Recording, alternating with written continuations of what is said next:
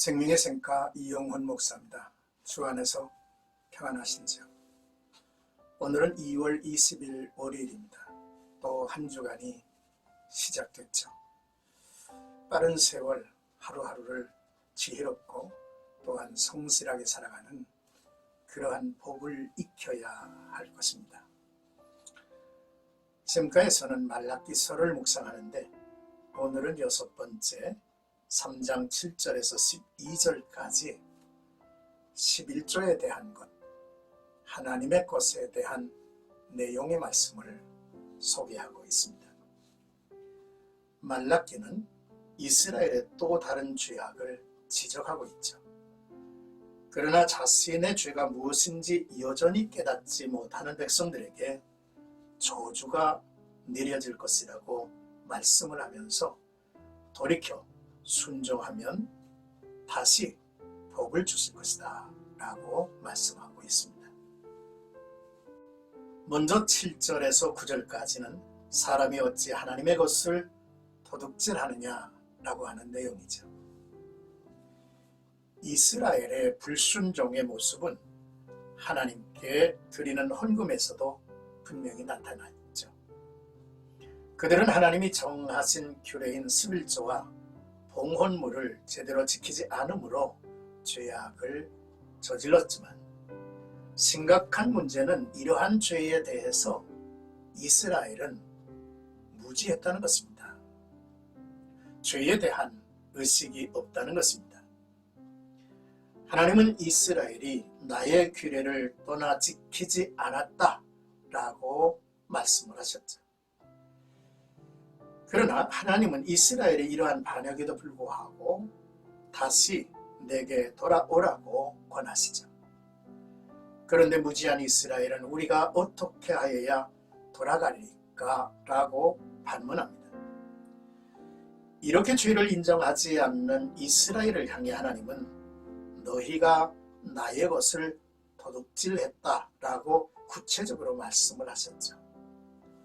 하나님은 이스라엘이 지키지 않았던 대표적 규례가 11조와 봉헌물이라고 말씀을 하셨습니다. 추수가 끝났음에도 11조를 드리지 않았던 이스라엘은 자신들의 행위가 하나님의 것을 도둑질한 것이라고 생각하지 못했죠. 11조와 관련된 구약의 말씀은 아브라함이 전리품의 10분의 1을 멜기세덱에게 드린 것이 최초였고, 레위기 27장 30절에서 33절까지에서는 11조를 여호와의 것이요 여호와의 성물이라고 말씀을 하셨습니다. 11조를 드리라고 분명히 명하신 것은 신명기 14장 22절에도 기록되어 있습니다. 이스라엘의 역사에서 11조가 지켜졌다고 언급된 것은 아모스 시대와 히스기야의 개혁 시대, 그리고 느헤미야 시대밖에는 없습니다.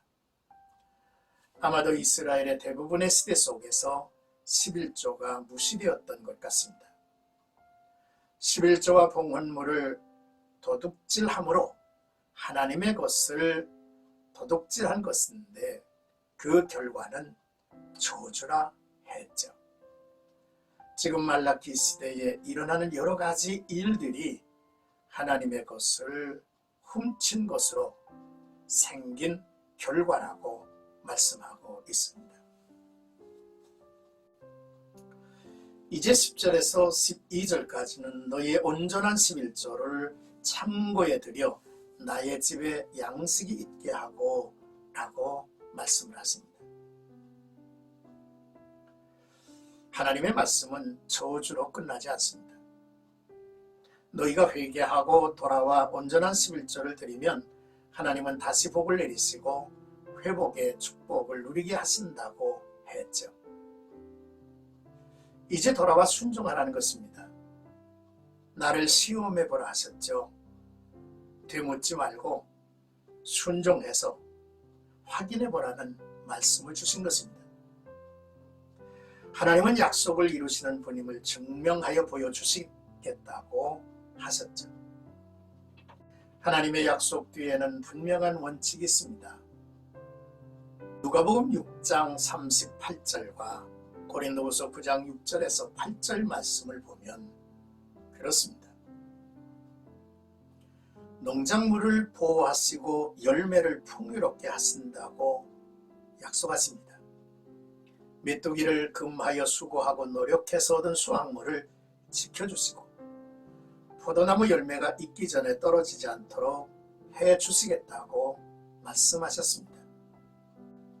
이는 우리의 일상의 산업과 그 일터에 복 주시겠다고 하신 말씀입니다.